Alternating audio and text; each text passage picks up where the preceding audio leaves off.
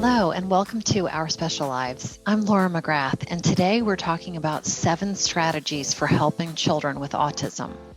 My guest today is Julie Flynn, who has a master's degree in special education from Virginia Tech and is a certified behavior analyst.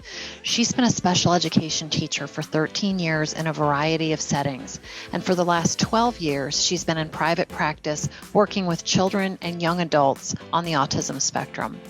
She's here today to share a variety of strategies that parents of children with autism can use across a range of ages and ability levels. And before we get started, don't forget to hit like, subscribe, and share. Hi, Julie. Welcome to Our Special Lives.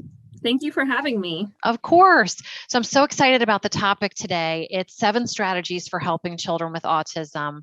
We haven't really gone into this topic too much, so I'm really glad that you're here today to help us with these strategies. The first thing I want to ask is there's obviously a wide spectrum of children with autism, and there's also a wide age range of children with autism. So when we're talking through these strategies, what should we be aware of with that variability? I would just say that all of these are strategies that you can adapt to your individual that you're working with. I've worked with kids everywhere from 3 years old to, young adults on the spectrum. And I find ways to use all of these in a variety of ways. And, you can adapt them and change them as needed. Even with children who are, let's say, nonverbal. Oh, sure. Definitely. Okay. And that's where you would introduce more like visuals, less language, just modify it as needed. Perfect. Okay. So let's get to our first strategy, which is reinforcers. So can you tell us a little bit about what those are and how to use them? So a reinforcer is basically anything that increases the desired behavior. And I think there's a lot of misconceptions out there about how to use reinforcement, how often. For example, I was working with one mom and her 4-year-old still wasn't potty trained, and she had the traditional marble jar. So every time he sat on the potty and went, he'd get a marble. Well, it was taking him about 2 weeks to earn like a tiny little dollar store reinforcement. And so we kind of modified it to make it so that he got an immediate reinforcer. And that just was much more motivating for him and much more desirable. Some people ask about well, if he's going potty or he went through the store without asking me something and I give him a piece of candy, aren't I bribing him? And so how I distinguish between reinforcement and bribery is reinforcement, it's pre-established. So we go into the store, you don't drive me crazy asking for a gazillion things, I'll let you pick out your favorite cereal. Versus bribery is when you're in the store and the kid starts tantruming and annoying you or whatever. You're like, fine, pick the cereal. So obviously we want to go for the first scenario where it's predetermined, it's established what the kid is earning. Another thing when you're delivering reinforcement is try to be really specific. Like, wow, you sat on the potty, that was awesome, and you were so calm. Here's an M&M or a Skittle or Tickles, whatever. It doesn't always have to be food. I try to steer away from good job. Oh, good job, you did this, good job, because it's just not very specific. And I find that the more specific you are, the better you're reinforcing that targeted behavior. I was observed once and they said that anybody in the room should be able to tell what you're working on just from listening to your feedback to the kid. Sure. I wasn't quite clear. So when you were saying that you can see children who are getting a particular reinforcer, and I think what you're saying is that if you're not seeing the desired behavior in some expected period of time, the reinforcer is not working for that child. Is that what you're saying? Well, that's one part of reinforcement. So a reinforcer is only a reinforcer if you are getting the targeted behavior. So you might say, oh, I don't know why he wasn't sitting in a seat. I gave him the Legos. Well, guess what? If he's not willing to work for Legos in that moment, Legos might not be reinforcing right then. A lot of times when you're trying to establish what is a reinforcer, what's great about kids is they usually gravitate towards what they like. So you could be in a room with a bunch of toys and they go over and they immediately love the Mr. Potato Head. Or for an older learner, they're like, can I play Fortnite? They're kind of telling you what they like. And so that's really important. You can start making a list of things that you think, okay, they're willing to work for, kind of the carrot before the horse. And that's a big thing with reinforcement, and why we use reinforcement is sometimes when a child or young adult doesn't have a desired behavior internally, we kind of use the reinforcement to build up that internal desire to perform that behavior. And that's why we use reinforcement, is to increase those targeted behaviors. One thing is, once you have established something as a reinforcer, let's just go back to that potty training example, and you're going to use an iPad with a certain, oh, he loves Spider-Man, so I'm going to let him use this certain Spider-Man YouTube video. Every time he sits on the potty, he gets to watch that video. Don't allow access to those reinforcers at any other time throughout the day. Like, that has to be like the special thing, because otherwise, why work for it? I know I'm going to get it at bedtime. So save those as like the very special things that you only use for those targeted behaviors. And what if you have a nonverbal child? Like, how do the reinforcers work with that child? Same thing. They're still going to have things that they like and desire.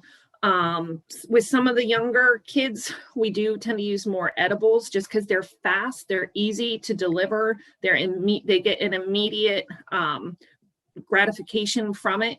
And as I was saying before with the marble jar and using that for the potty, like, he needed something more immediate to increase that targeted behavior. The long-term goal with all reinforcement is to eventually fade it. We don't always want them having to work for something, always having to have that carrot before the horse. But over time, as you're getting the targeted behaviors, you can start to lengthen the amount of time before you deliver it. So at first, if you have a kid who they can hardly sit in the chair, they're messing up all the materials, you might have to have a really high level of reinforcement. It might be every 30 seconds, they get a tickle, you blow some bubbles, they get whatever. And then over time, as you're, getting that target behavior, maybe then you do it to 45 seconds and then a minute. There's kind of a whole art to timing the reinforcement. And like I said, the whole goal is to be increasing that targeted behavior. Great. That's wonderful. And then just to reinforce, no pun intended, we avoid the generalized language of good job and be very specific about verbalizing the behavior, the specific behavior targeted behavior that they're engaging in. Sure. And one thing that I use a lot are, let me get a different marker, are what are called token boards. And you can make them as fancy or as simple as you want. Sometimes I just pull out a whiteboard and I'll make, 3 blocks, 4 blocks, 5 blocks, and they can earn a star or smiley face. You fill it in. But once again, you predetermine what they want. Can you hold that up just a little bit more? Yeah, that's okay. Yeah. So you can do it on a whiteboard. Some people get fancy and they've got, Velcroed pictures. But the idea is you tell them what they're earning. So, 5 minutes of computer, access to Mr. Potato Head, whatever it is that that kid, what floats their boat. And you can, increase, at first, maybe they only have to earn 3 smileys. And then as time goes on, they could earn 5 smileys. Okay. So over time, you can kind of stretch out the amount of time before they earn it. So that's kind of a quick and easy token board, but they can get fancier if you like. Okay, that's great. Anything else about reinforcers? Let's see here. I think that's it. Just, understanding that if it's not increasing the target behavior, it's not a reinforcer. So you might be like, my kid likes marshmallows. Well, guess what? Sometimes with the food, the issue is they just had lunch. And so that's not working right now. And so you might have to change things up. And so often if you're not getting the desired behavior, it's not the kid who has to change, it's how you're delivering the reinforcement, how often, what type, all of those little things. Got it. Okay, perfect. So it looks like the next strategy are anxiety reducers. Okay, so a lot of the people I work with autism have moments of anxiety caused by different reasons. Sometimes there's something new in the schedule and they're just not sure, like, there's an assembly coming up and I don't know if it's going to be loud. I don't know if there's going to be flashing lights. Maybe it's something like getting a haircut and that's been a stressor in the past. I hear parents talking about dentists, haircuts, doctor appointments, and they can just be really challenging at times, or just something new, like going to a new friend's house for dinner or a birthday party. And so sometimes the unknown for all of us can be a source of stress. And so these are some things that I use to kind of help reduce that and help with some calming behaviors. So the first thing is just, I think all parents do this. You kind of want to have a schedule and a routine for your kids. That just helps all of us feel better when we kind of know what's happening. But then within that, sometimes people with autism get a little bit rigid. Like if there's a sudden change in the schedule, you know, oh, well, we were supposed to go to the soccer game and it rained. So one thing that I try to use is we have our plan A, but sometimes if that doesn't work out, we need to have our plan B, and just kind of talking that through. Like you were talking about the spectrum and nonverbal kids, sometimes you can use visual schedules where you can have Velcro icons, you know, for morning routines. And you might have to break the schedules down for the parts of the day. You might have a schedule for the morning routine. They might have a schedule for school, bedtime routines. And, you know, some parents make them, there's a program called Boardmaker, and you can print out pictures and use Velcro, and the kid can peel them off and put them in a little pocket that says like all done or finished. I know when I was in the classroom, some kids would get really anxious about like, when am I going home? When am I seeing my parents? And so just by putting a picture of the mom or the dad or the family on the end of the schedule helped kind of make them feel better, because they could see, okay, after I do this, I go on the bus and then I see my family. And just having that visual can sometimes help relax kids. Another thing is, let's say they're like, I want to go to recess. I want to go to recess. And you're like, okay, well, first we're going to do this math worksheet, and then we're going to go to recess.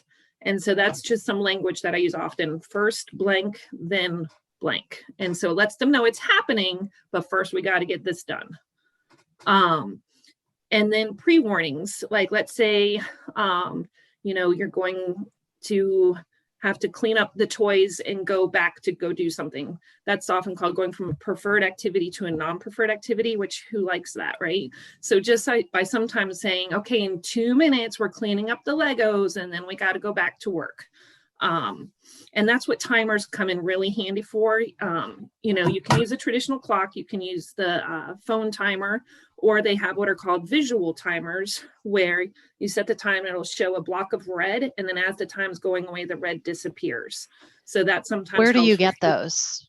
Just online, you can look up on visual Amazon timers. Yeah. Okay. I might link to one below in case somebody is interested in those. And just to go back to the sort of little Velcro charts that you were talking about, do those come pre-made online, or do you know any resources for those? Some, but they do have some, but generally, like when I was teaching or in my private work, I end up making them specific for that child. Okay. And so that's why laminators are a teacher's best friend. Okay. You know, it's nice to laminate the pieces and get the Velcro on the back. And is there a resource if you don't have access to Boardmaker for the, you know, for the visual icons? You can even draw your own, you know, or if your kid's reading, or you could with your camera take pictures around the house. I've done that for some kids before, so that they can see like, okay, I'm going to use the bathroom and then I have to go to the computer. And so, you know, you can, like I said, like with the token board, you can get real fancy, or you can just kind of make it simple. Okay. So, Got it. Perfect. Okay. So we talked about having a routine and schedule. We talked about timers and using pre-warnings.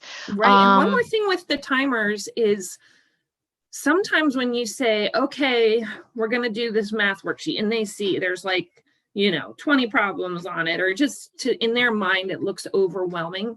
That's where a timer can come in really handy too. It's like, we're just going to work on this for 5 minutes, and then you get a break, or 2 minutes, like whatever you think they can handle. And then we're going to take, I kind of, in my work, play. So we're going to do this work for 5 minutes, and you're just going to do the best you can for that 5 minutes. And then when the timer goes off, we're going to take a break. And I think that just helps anyone feel less overwhelmed and like, I can see some. What activities are you doing when you take a break? And once again, that can come down to the reinforcement of what they like to do. And so, I have one little girl, and for her, reading is a break. She loves reading her books. But I know, like, for my own son and other kids are like, psh, reading for a break? I don't think so. And so depending on the kid, maybe, they've been sitting. So we're going to go jump on the trampoline for a few minutes. We're going to go blow some bubbles for a few minutes. For an older learner, maybe they get a break on an iPad for 5 minutes. You can watch your favorite, or I have one client and she just loves music. So we'll listen to like an Elvis Presley song and dance for a few minutes. So once again, it just comes down to that individual and what their preference is. Right. Okay. All right, great. And so one of the things you mentioned as an anxiety reducer are headphones. Right. So I have some clients that are very noise sensitive. And so depending on the situation where they are, I have an 18-year-old I'm working with, and he just has his ear pods in all the time now. And I'm like, doesn't that bother you? Doesn't your ears get tired of wearing them? And he's like, no, it just somehow makes me feel calmer. Like he just likes wearing them all the time now. For younger kids, sometimes those ear pods don't work out very well. They lose them. And so, oh my gosh, my dog, sorry. All right, lay down. She likes to be on my lap when I'm emailing. And so there are like the bigger earphones, and they sell ones like you were saying on Amazon that are cute, like pink ones. So some parents worry about their kid looking different if they're wearing big bulky earphones. And I think you just have to look at it as kind of the pros and cons. Like, yes, they have the earphones on, but they're calm. They're not exhibiting a huge amount of self-stim behaviors. They're not yelling. And so, the goal is to kind of try to work towards some of these sensory things and desensitize them. But, there's times where you're going to a football game or an assembly, and it can just really help keep them calm to have that less, auditory sensory input. Okay. So the next anxiety reducer you talk about is fidgets. So as I mentioned earlier, some people with autism have self-stim behaviors that can look like rocking, flapping, wanting to twirl things. Hand flapping, when you say flapping? Yeah, like you might see flapping, or I had one student and he just, as he talked to you, he rocked the whole time. And his mom had the sweetest story. She's like, even as a baby, he would rock in his high chair and move the high chair all the way across the room while sitting in it. And so, for some people with autism, they kind of exhibit these throughout the day. For some people, it's when they're under more stress or anxiety. And so some of them are totally manageable. If I have a client and he likes to, with the strings of his sweatshirt, just kind of do with that with them. But for some people, there's ones that are kind of more, I would just say, socially unacceptable. Like if you're chewing on your hair and you're getting your hair all wet and then you're touching stuff, that kind of leads to sanitary issues. And so some common fidgets now are these pops. I don't know if you've seen these. I have seen those. Lots of kids love these. There's obviously the traditional fidget spinner. There's just different things. And so the idea is that it can act as like a replacement behavior. So if you have a kid who's chewing on their hair or their fingers or a thumb sucker, you might be able to find something that's more socially acceptable to be chewing on. So once again, Amazon, you can look up oral fixation fidgets, and there's a variety of ones. Some have necklaces so the kid can just have access to it. Some they can keep in their pocket. And so I find that for some kids, it's just kind of calming to have something to do with their hands. Mm-hmm. So I kind of like it. It's fun. So. Yeah. Okay, good. All right. So the next strategy that you talked about was social stories.